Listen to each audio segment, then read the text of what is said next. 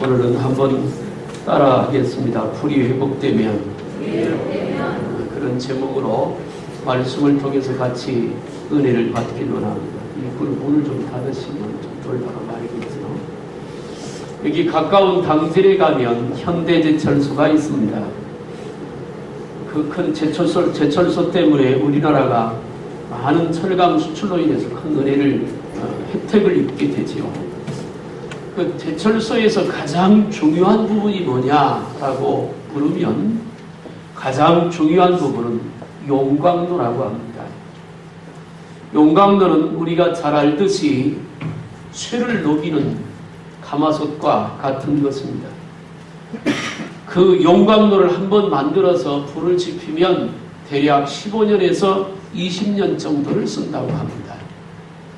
근데 불을 한번 지피면 15년에서 20년 정도 한 번도 불을 끄지 않고 계속 불을 지피고 타게 한다는 것입니다.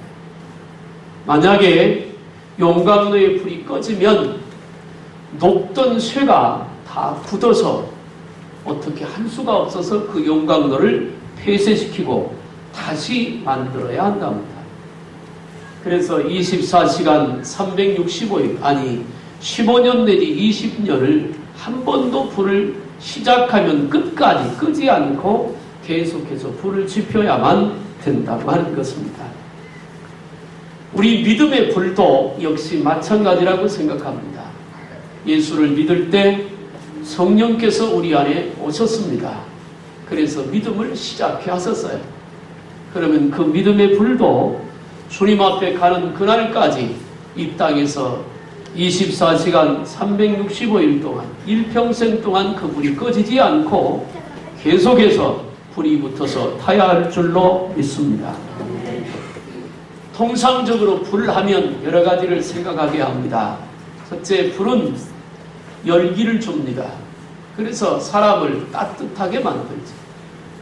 지난 주간에 우리 한국에서 우리 아산시에 가장 기온이 낮게 내려갈 때가 영하 16.7도까지 내려갔습니다. 굉장히 추운 날씨입니다. 그래도 우리는 잘 견뎠잖아요. 뉴스를 보니까 대만의 온도가 섭씨 5도였습니다. 한겨울에 섭씨 5도면 얼마나 따뜻한 날씨예요. 그런데 대만은 섭씨 5도에 얼어 죽은 사람이 60명이 넘었습니다. 이해가 안 되잖아요.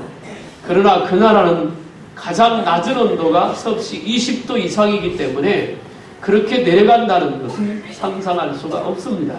물론 제가 대만에 몇 번 집회를 가서 보니까 산 꼭대기 높은 곳에는 여전히 눈이 있습니다. 아래는 25도, 6도 이렇게 내려가는데 올라가는데도 불구하고 그렇긴 합니다만 불은 우리에게 따뜻함을 제공합니다. 추위를 이기게 하잖아요.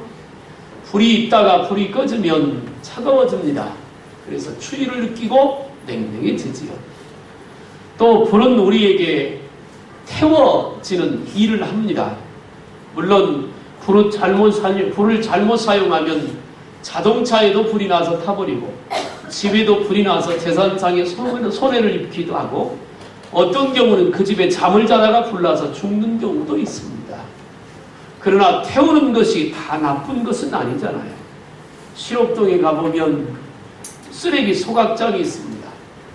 그 소각장에서는 아산시에 나오는 모든 쓰레기를 불로 태워서 소각해서 없앱니다. 서울의 월드컵 경기장이 있는 상암동에 가면 난지도가 있습니다. 그런데 거기에는 느닷없는 산이 한 10여 년 사이에 만들어졌습니다. 서울시에서 배출한 모든 쓰레기를 거기다 쌓아놓고 흙으로 덮고 하다 보니까 산이 된 것이죠. 근간에는 각 지자체마다 쓰레기 소각장을 만들어 놓고 그 쓰레기를 다 태워서 소각을 합니다. 그렇지 않으면 난지도와 같은 그런 산이 곳곳에 많이 생겨나서 대한민국을 어쩌면 쓰레기로 덮일지도 모릅니다. 불은 그러니까 더럽고 지저분한 것을 태우는 역할도 합니다. 그런가 하면 불은 말입니다. 어두움을 밝히는 일을 합니다. 어두워지면 사람이 살기가 많이 불편해집니다. 불이 없으면 모든 것들이 다 식물이나 동물들도 살기가 아주 어렵습니다. 이번 추위에 비닐하우스를 했던 분들이 많은 손해를 입었다고 합니다. 너무 추워서 그 심어놓은 작물들을 키워서 열매를 거두고 소득을 얻는 것보다 연료로 써서 소모하는 비용이 훨씬 더 크니까 농사를 포기해버린 분들도 많이 있습니다. 그래서 불은 어두움을 밝힙니다. 그리고 또 가장 중요한 것 중에, 불의 역할 중에 가장 중요한 것 중에 하나가 뭐냐면 불은 에너지를 제공합니다. 힘을 제공하지요. 저쪽에 뱀이동에 있는 소각장에서 나오는 연로, 그 옆에 목욕탕을 만들었습니다. 혹시 싼 목욕탕을 원하시면 거기로 가시면 됩니다. 아주 쌉니다. 왜냐하면 소각장에서 나오는 연로 물을 데펴서 쓰기 때문에 그렇습니다. 큰 아파트 단지에 가보면 열병합발전소라고 하는 것이 있습니다. 그래서 그 병합발전소에서 열을 발생을 해서 각 가정에 공급합니다. 남자, 여자 관리비가 굉장히 싸지요. 그런데 살면 그런 유익이 있습니다. 에너지입니다. 증기기관차가 열로 갑니다.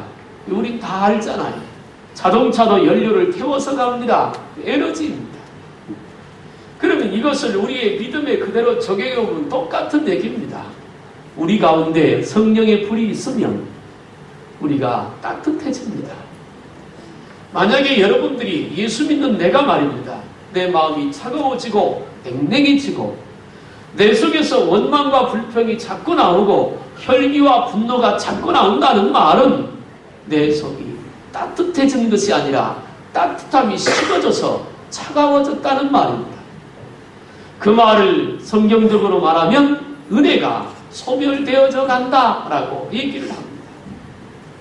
나는 저와 여러분 속에 하나님의 성령과 은혜의 불이 있어서 가슴이 예수님의 사랑과 은혜로 충만해지고 따뜻한 여러분들 되시기를 주님의 이름으로 축복합니다.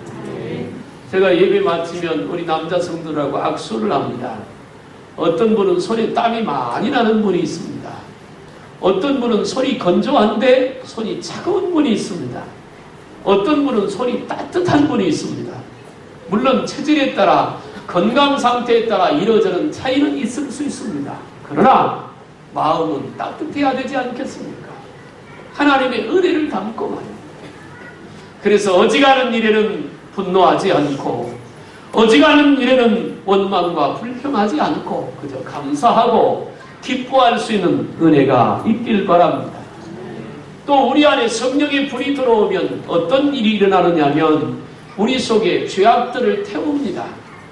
우리 죄를 태워요. 그래서 우리 속에 잘못된 생각들이나 잘못된 방법 그런 것들이 우리 속에서 성령의 불로 하나하나 태워지면 사라지게 되는 것이죠.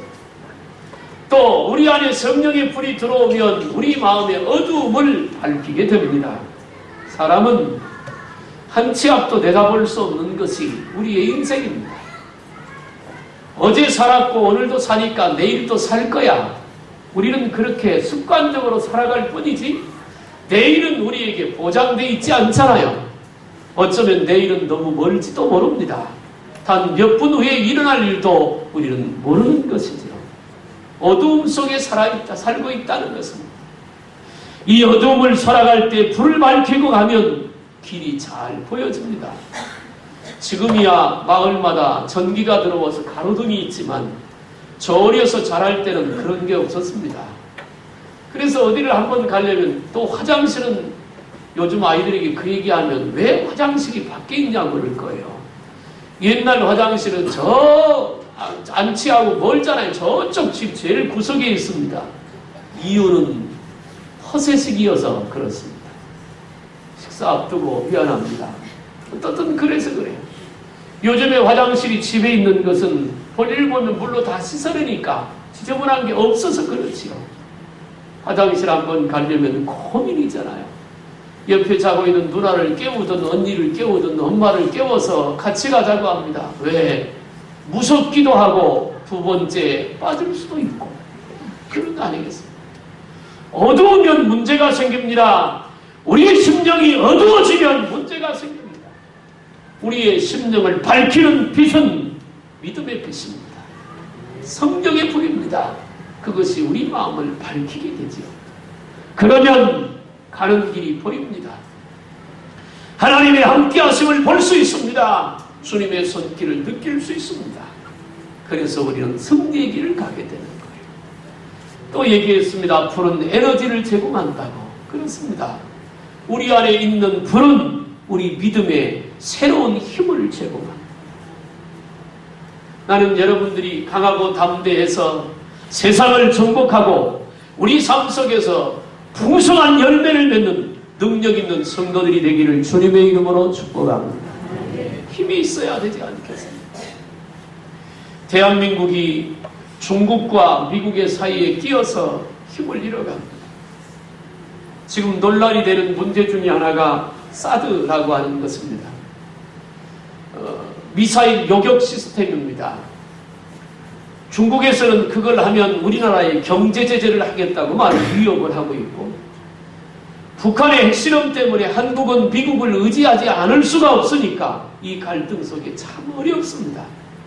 이게 작은 나라의 서러움이기도 합니다. 이런 때 우리에게 필요한 게 과연 뭘까요? 우리 한국교회가 깨어나는 것입니다. 저와 여러분들이 정신 차리고 하나님 앞에 바른 믿음을 갖고 영적인 능력을 가지고 주신 뜻을 아름답게 이루어가는 모두가 되기를 주님의 이름으로 축복합니다. 성경으로 돌아와서 성경에서 불은 몇 가지의 의미가 있습니다. 첫째는 불은 하나님의 심판을 상징합니다. 소돔과 고모라가 멸망당할 때 하늘로부터 유황불이 임해서 소돔과 고모라를 다 태웠습니다. 불의 심판입니다. 그래서 하나님은 성경에서 불을 얘기할 때 심판을 말하기도 합니다. 이스라엘 백성들이 광야 40년을 가는 동안 하도 불평하고 원망하니까 하나님께서 그들에게 불뱀을 내리셨습니다. 그래서 그들을 물어 많은 사람이 죽었고 고통을 당하게 하세요. 그때 모세가 하나님께 기도하니까 하나님께서 놋으로 뱀을 만들어 장대 끝에 달아두고 그걸 바라보는 자는 살리라. 그래서 모세가 장대 끝에 놋뱀을 만들어 장대 끝에 달아두니까 그걸 바라보는 자가 살았습니다. 불은 심판을 의미하는 것입니다. 마지막 때 말입니다. 예수님 재림할 때도 이 땅에 불로 심판이 임할 줄로 믿습니다. 데살로니가 전후서하고 요한계시록에는 그 말씀이 분명히 있습니다. 예수님 재림하면 이 땅은 다 타서 없어집니다. 우리가 사는 이 땅도 없어집니다. 뭐가 같으냐? 체질이 풀린다. 그 원뜻은 이런 것입니다. 여러분, 신문이나 혹은 얇은 종이를 불에 태우면 그 불을 타면서 따로 또르르 말려서 날아가 버리고 맙니다. 마지막 때는 우리가 사는 이 세상이 그렇게 될 것이라고 말합니다. 불은 그래서 심판을 말합니다. 그런가 하면 불은 또 다른 의미가 있는데 불은 하나님의 임재와 능력을 상징합니다. 모세가 시내산에 올라가서 하나님의 말씀을 받을 때 받은 게 또 하나 있습니다. 율법과 함께 받은 게 성막입니다. 이동식 교회입니다. 그걸 하나님으로부터 설계도를 받았습니다. 성막 울타리는 어떻게 만들고 무엇으로 만들고 높이는 어떻고 내용은 어떠냐. 지성소에는 뭐가 있고 성소에는 뭐가 있고 그것을 어떻게 만들고 어떻게 하고 예배는 어떻게 드릴 것이냐. 이동식 교회. 왜냐하면 40년 동안 광야를 이동하면서 예배를 드려야 되기 때문에. 그래서 모세와 아론이 하나님의 말씀대로 성막을 완성합니다. 그리고 가장 먼저 그들이 완성한 다음에 하나님 앞에 번제를 드립니다. 제물을 올려놓고 하나님이 말씀하신 그대로 제사를 드릴 때 하늘로부터 불이 내려옵니다. 그 제단 위에 불이 내려와서 그 최초로 드리는 제물을 불로 사릅니다. 하늘로부터 불이 내려왔습니다. 그리고는 하나님께서 말합니다. 이 불을 꺼지지 않게 하라. 앞으로 모든 제물을 하나님께 바칠 때는 이 불로 하나님 앞에 제물을 태워서 드려야 된다고 말씀합니다. 그 불이 임했다고 하는 말은 하나님의 임재가 있다는 말입니다. 하나님이 그 예배를 받으셨다는 말입니다. 아브라함이 길가에 앉았을 때 웬 사람들이 지나가다가 아브라함을 만납니다. 누구냐면 소돔과 고모라를 멸망하기 전에 아브라함에게 알려주기 위해서 하나님이 보낸 천사들입니다. 그래서 아브라함이 그 사람들을 맞이해놓고 급히 나가서 송아지를 잡아서 맛있는 음식을 해서 그 사람들에게 대접을 하니까 그것을 먹지 않고 그들이 지팡이를 그 재물에 대니 불이 와서 그걸 태웠다 그랬습니다. 아브라함이 대접한 것을 하나님이 받으신 겁니다. 사랑하는 여러분, 우리가 예배할 때마다 삶에서 여호와의 불이 우리 가운데 임하기를 주님의 이름으로 축복합니다. 그 말은 하나님이 계시다, 하나님이 계신다, 하나님이 우리를 받으셨다 그 말입니다. 우리가 예배를 지금 드리고 있는데 예배를 드릴 때 아무런 현상이 일어나지 않는 것이 아닙니다. 우리가 하나님이 받으실 만한 예배를 드리면 거기에는 위대한 역사가 일어나는 것입니다. 만물을 창조하신 전능하신 그 하나님이 우리의 머리털까지 대신 받으시고 우리의 형편과 사정을 다 아시는 그 하나님이 우리를 만나시려고 임하시는 시간이 예배인 줄로 믿습니다. 그런 예배가 드려져야 아무런 느낌 없이 아무런 생각 없이 그냥 한번 왔다가 지나가는 그런 예배가 되면 안 됩니다. 어쩌면 우리는 예배에 그 드리는 예배 시간이 우리의 생명을 걸어야 합니다. 왜? 그 예배 때 하나님을 만나면 나머지 앞으로의 인생에 하나님의 역사와 축복이 있기 때문에 그렇습니다. 오늘 성경 말씀에 보면 제단의 불이 꺼지지 않게 하라고 하는 말이 3번 반복됩니다. 여기서 말하는 제단은 번제를 말합니다. 여러 번 얘기했지만 레위기서는 5가지의 제단이 있습니다. 5가지의 제사가 있습니다. 예배의 종류를 말합니다. 그 중에서 번제를 말하고 있습니다. 번제는요, 매일제입니다. 그 말은 매일 드리는 예배예요. 언제 드리느냐 하면 하루의 시작인 아침에 드리고 하루의 끝인 저녁에 드립니다. 아침과 저녁으로 번제를 드리는 거예요. 매일같이. 그런데 이 불을 꺼지지 않게 해야 된다고 분명히 말해서 3번씩이나 강조해요. 여러분, 3번씩 강조했다고 하는 말은 이거 정말 중요한 얘기랍니다. 반대로 얘기해 볼까요? 만약에 제단에 불이 꺼지면 아무리 제물을 많이 갖다 놓고 수만 명이 모여서 제사를 드려도 예배를 드려도 하나님이 그걸 받지 않으신다는 말이에요. 그래서 꺼지지 않게 합니다.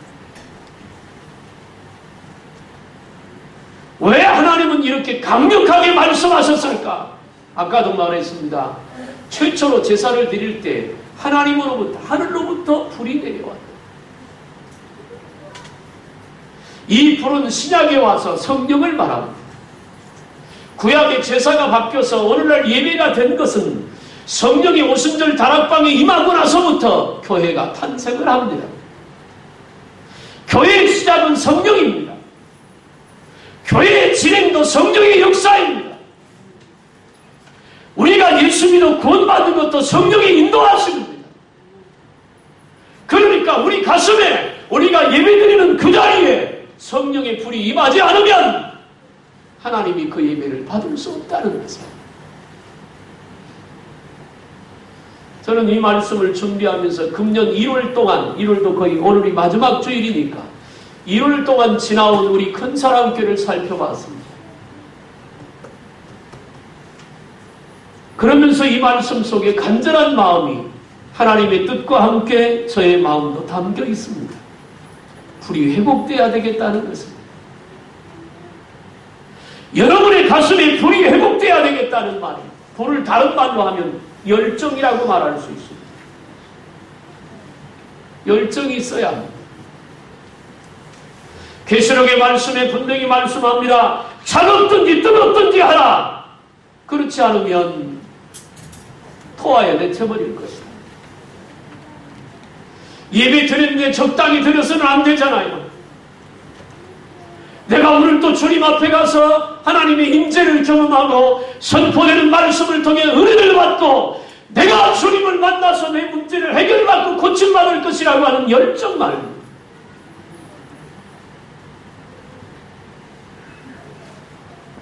기도를 제대로 하는 분들에게 여쭤보면 기도가 힘이 듭니까? 아닙니까? 물어보면 기도가 힘들다고 말합니다. 저 좀 보셨으면 좋겠습니다. 눈 뜨고. 예배든지 기도든지 적당히 해서는 하나님의 임재가 없습니다. 아니, 임재가 없는 게 아니라 임재하신 하나님을 만날 수가 없습니다. 이사야 56장에서 이렇게 말합니다. 너희가 나를 찾고 찾으면 내가 너희를 만날 것이다. 찾고 찾으면 반복이 되는 그 말은 무슨 뜻인지 아닙니까? 온전한 힘으로 최선을 다해서 찾고 찾으면 사람이 말이에요. 열정이 식어지면 죽음을 생각합니다. 그 열정을 다른 말로 하면 꿈이라고 합니다. 꿈이 없으면 삶의 의미를 잊어버립니다. 뭔가 해보겠다고 할 때, 내가 뭔가 이루어보겠다고 할 때, 그때 살맛이 나는 겁니다. 그제 목사님들하고 운동하다가 어떤 목사님, 옛날에 축구선수였던 목사님이 그런 얘기를 하더라고요. 시합을 한번 나갔는데 전반전에 상대팀한테 1대0으로 졌답니다. 중간에 휴식 시간이 됐어요. 쉬어야 되잖아요. 물도 마시고. 물도 못 마시게 하고 코치가 이 선수들을 데리고 화장실로 데려가더니 했답니다. 때렸다는 거. 옛날에는 그랬습니다. 맞았답니다. 선수들이 다 맞았대요. 신기한 일은 물 한 모금 못 마시고 시합에 나갔는데 후반전에 역전승에서 이겼답니다. 목사님은 때리는 거 좋아하는구나. 그 얘기하려고 하는 게 아닙니다. 매가 옳은 것은 아닙니다. 선수를 때렸다는 거 요즘 그랬댔다고는 당장 구속되지. 그러나 생각해보면 동기부여를 했습니다. 열정을 찾으라 그 말입니다. 그 목사님이 그래요. 어디서 그런 힘이 나오는지 모르겠다는 거예요. 우리가 예수를 믿을 때 뜨거운 가슴을 가지고 열정을 가지고 하나님을 찬양하고 기도하고 말씀 듣고 예배해야 할 줄로 믿습니다. 그 불을 회복하라고 말합니다. 예배의 불을 회복해야 합니다. 여러분, 예배의 불이 회복되면 어떤 일이 일어나는 줄 압니까? 사무엘상 5장에 보면 블레셋과 이스라엘 백성이 전쟁을 합니다. 그런데 전쟁을 할 때 이스라엘 백성은 통상 뭘 들고 나가느냐? 법궤를 메고 나갑니다. 전쟁 때 법궤를 메고 나갑니다. 왜냐하면 법궤는 하나님의 임재를 상징하니까 하나님이 그렇게 하라고 안 했는데 전쟁에 나갈 때마다 법궤를 들고 나갑니다. 그러다가 뺏겼어요. 법궤를 들고 나갔다가 뺏겼다는 말은 하나님이 이스라엘을 떠났다 그 말입니다. 그런데 안타까운 것은 그러고 나서도 아무도 그 법궤를 찾아오려고 하지 않아요. 그래서 하나님이 어떻게 해요? 블레셋 사람들이 법궤를 뺏어다가 자기 신당에 놓으니까 다곤 신당에 놓으니까 다곤 신에 목이 부러지고 팔이 부러지고 나중에는 또 옮겨가는 것보다 독종이 퍼져서 사람들이 죽어가니까 블레셋 사람들이 모여서 언어를 합니다.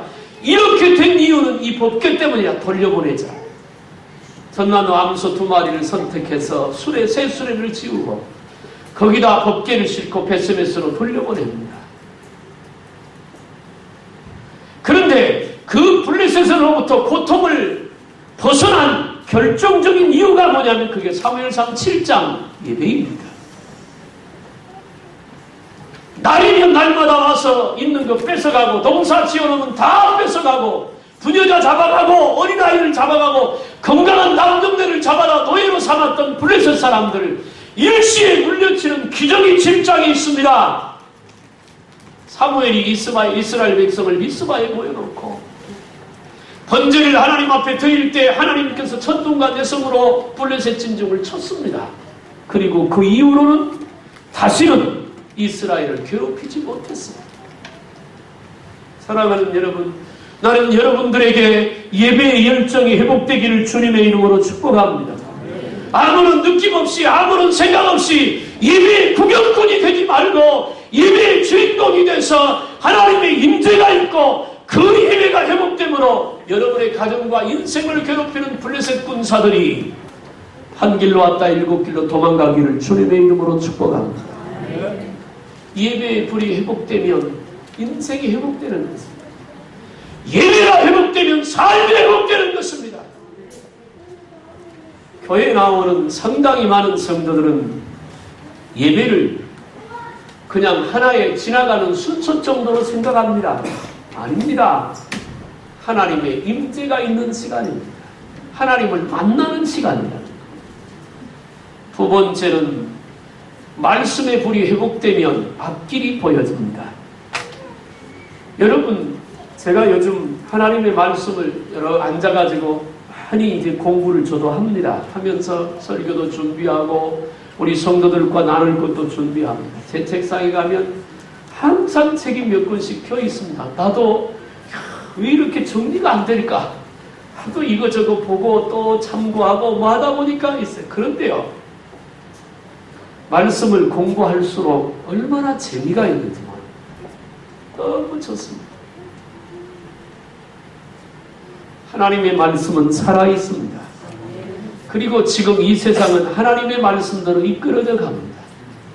나는 우리 근사랑교회 성도들이 말씀의 능력을 입기를 주님의 이름으로 축복합니다. 가나안 땅을 정복하는 여호수아에게 내가 내게 명한 율법을 지켜 행하되 주야로 묵상하여 지켜 행하면 그리하면 내 길이 형통하고 평탄하게 될 것이다. 돈이 많다고 평탄한 것이 아닙니다. 다른 사람보다 실력이 있다고 평탄하고 형통한 것이 아닙니다. 요셉이 창세기 39장에 보니까 형통한 자가 되어 그랬습니다. 요셉은 형통했습니다. 그러니까 요셉이 머무는 것이 요셉 때문에 복이 오고 요셉이 맡은 일에 요셉 때문에 하나님이 형통함을 줍니다. 나는 여러분들에게도 요셉과 같은 영적인 능력이 임하길 바랍니다. 그럼 요셉이 다른 게 있었느냐? 요셉은 하나밖에 없습니다. 어려서 하나님께서 요셉에게 주셨던 두 번의 꿈, 같은 얘기인데 두 번의 꿈을 주셨습니다. 요셉은 그 꿈을 하나님의 약속, 자기에게 주신 말씀으로 받았습니다. 그리고 그 약속을 붙들고 삽니다. 형들이 자기를 미워해서 노예로 팔 때도, 노예로 팔려갔을 때도, 억울하게 감옥에 갇혔을 때도 상관이 없습니다. 요셉은 환경이나 형편이나 자기의 조건, 자기가 인생의 괴롭힘을 당하는 것, 그건 전혀 신경 안 씁니다. 왜? 하나님이 주셨던 그 말씀은 반드시 이룰 때가 있을 줄로 믿었으니까. 의심 없이 믿었습니다. 그 말씀 하나 붙들고 갑니다. 그랬더니 어떻게 돼요? 애굽의 총리가 됐습니다. 당대 애굽은 지금의 미국보다 큰 나라입니다. 누구도 애굽을 대적할 수 없었습니다. 애굽은 곡창지대 아닙니까? 얼마나 요셉이 능력 있는 총리였으면 왕이 두 번 바뀔 동안 계속해서 총리로 그 일을 맡아서 일을 감당할 수 있었을까요? 하나님의 말씀입니다. 나는 여러분 속에 하나님의 말씀이 살아있길 바랍니다. 그래서 그 말씀을 붙들고 말씀 앞에는 아멘하고 계산도 하지 말고 따지지 말고 오직 아멘하고 말씀 따라 순종하기를 주님의 이름으로 축복합니다. 시편 119편 105절에 주의 말씀은 내 발의 등이요 내 길의 빛이라고 했습니다. 말씀이 캄캄한 인생의 등이 되고 빛이 되는 겁니다. 그래서 말씀을 읽고 듣고 지키는 자가 복이 있다고 계시록 1장에서 말씀하고 있습니다. 사랑하는 여러분, 여러분 속에 말씀의 불이 살아있어서 말씀의 능력이 나타나기를 주님의 이름으로 축복합니다. 세 번째, 우리가 회복해야 될 게 있습니다. 성령입니다. 묻겠습니다. 예수 믿는 여러분, 여러분 속에 성령의 불이 있습니까? 이건 너무나 중요한 것입니다. 성령 받기 전에 제자들처럼 예수를 믿느냐? 성령 받고 난 이후에 제자들처럼 예수를 믿느냐? 그건 무슨 얘기냐면 실패하고 예수 믿고 실패할 것이냐? 아니면 예수 믿고 승리할 것이냐? 그 중심에 성령의 불이 있습니다.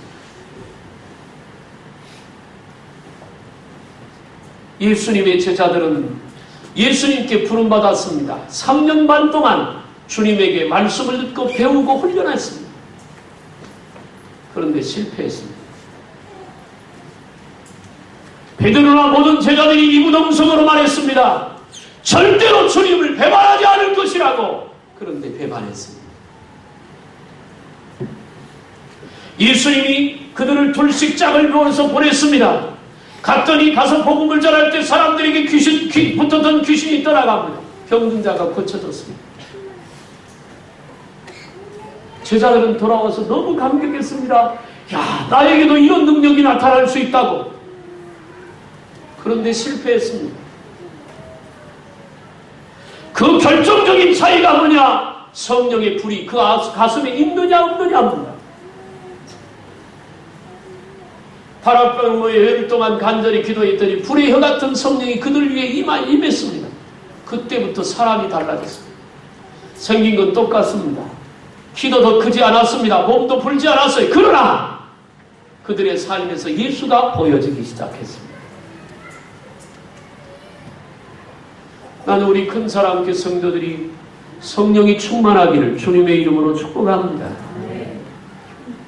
저는 사실 오늘 이 말씀을 증거하면서 제 몸에 힘이 별로 없습니다. 그것은 제가 어쩌면 너무나 속을 끓였기 때문인지도 모르겠습니다. 그런데 그만큼 반면에 간절함이 있습니다. 나는 우리 성도들이 성령의 불을 받아서 능력 있고 권세 있는 삶을 살기를 주님의 이름으로 축복합니다. 그래야 합니다.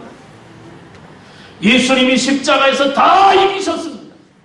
다 이루셨습니다. 그런데 왜 다 이루신 것이 내 것이 될 수가 없냐고요? 왜 그것이 성경에만 갇혀 있냐고요? 우리 하나님이 그렇게 무능한 하나님이 아니잖아요. 우리 하나님이 그렇게 연약한 하나님이 아니잖아요. 환경의 지배를 받고 형평의 다스림을 받고 날마다 원망하고 불평하며 살아야 되는 그런 연약한 능력이 하나님의 능력이 아니잖아요.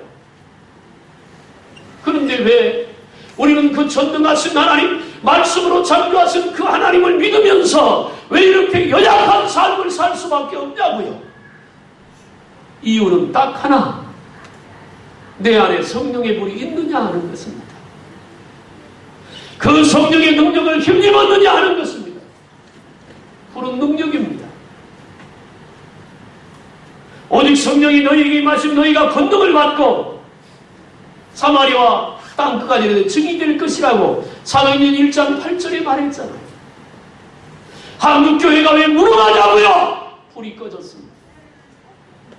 아니, 한국교회까지 얘기할 필요 없어요. 우리 삶에 왜 열매가 없고 역사가 없냐고요? 불이 꺼졌습니까? 아니, 안 꺼졌다고 해도 꺼질 위기에 있으니까 이 불 붙여야 되잖아요. 성경에는 예수 믿고 망한 사람도 있습니다. 그 중에 하나가 가룟 유다입니다. 기억하십시오. 12제자 중에 한 사람입니다. 다른 말로 하면 12분의 1은 그럴 수 있다는 겁니다.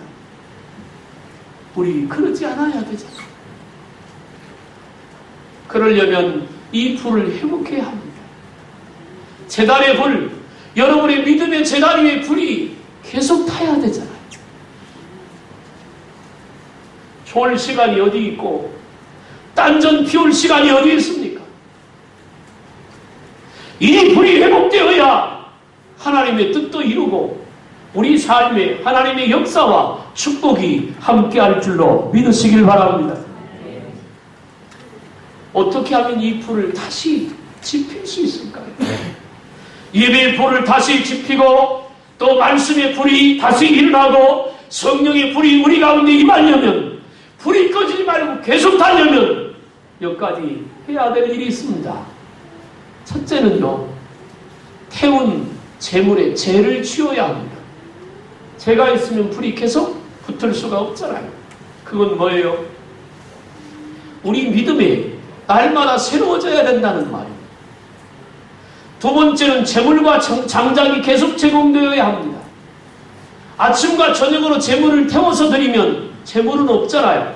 그럼 불이 꺼지지 않도록 장작은 계속 태워야 되잖아요. 그것은 뭐냐면 우리의 믿음입니다. 하나님의 말씀인 것. 나는 저와 여러분 속에 말씀을 붙들고 기도하는 기도의 불과 헌신의 불이 계속해서 타기를 주님의 이름으로 축복합니다. 그래야 우리 속에 어두움도 떠나가고 나를 통해서 내 안에 불이 붙으면 내 가정의 어둠의 권세도 물러가잖아요. 어둠의 권세는 우리를 한결같이 구덩이에 빠지게 만듭니다. 어둠의 권세는 마귀의 권세고 어둠의 권세는 어둠의 권세는 죄의 권세입니다. 그 권세를 불을 비춰야, 불을 피워야 물러가게 되잖아요.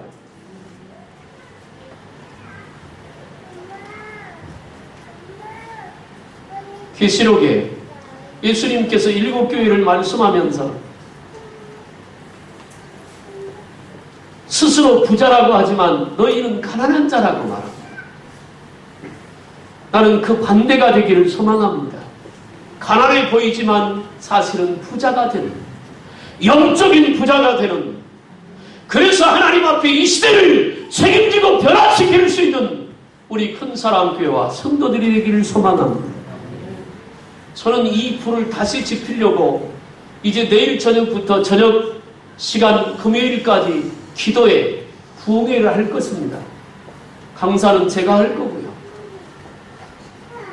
목회 계획에 예정된 것인데 나는 이 기간 동안 여러분들이도 다 참여하기를 주님의 이름으로 부탁합니다. 모여야지.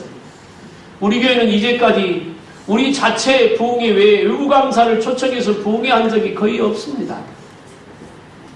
하나님께서 이번 집회 기간을 통해서 이 꺼진 불을 다시 지피기를 원하십니다. 여러분 모여주셔야 합니다. 그래서 이 불이 다시 회복되어야 합니다. 그래서 여러분의 얼굴에 기쁨이 회복되고 여러분의 삶에 능력이 나타나고 열매가 있어야 합니다. 그래야 예수 믿는 게 기쁘고 행복할 거 아니겠어요? 말씀을 마치겠습니다. 주님이 분명히 3번이나 오늘 본문에서 강조합니다. 제단의 불이 꺼지지 않게 하라. 제단의 불이 꺼지지 않게 하라. 제단의 불이 꺼지지 않게 하라. 그 제단은 작게는 우리 마음의 제단입니다. 좀 더 키우면 가정의 제단입니다. 더 키우면 큰 사람교회라고는 제단입니다. 이 불이 다시 회복되어서 하나님의 역사를 이루는 능력 있는 모두가 되기를 주님의 이름으로 축원합니다. 기도하겠습니다. 하나님 아버지, 제단의 불이 꺼지지 않게 하라고 주님 그렇게 말씀하시고 부탁하셨는데 말씀을 들으며 우리 삶을 돌아보니 제단의 불이 많이 꺼져가고 있습니다. 이제 다시 살리길 원하오니 은혜 주옵소서. 예배의 불이 회복되게 하셔서 하나님의 임재를 경험하고 말씀의 불이 회복되게 하셔서 하나님의 역사가 있게 하시고 성령의 불이 회복되게 하셔서 능력 있고 권세 있게 하옵소서. 예수님의 이름으로 기도하옵나이다. 아멘.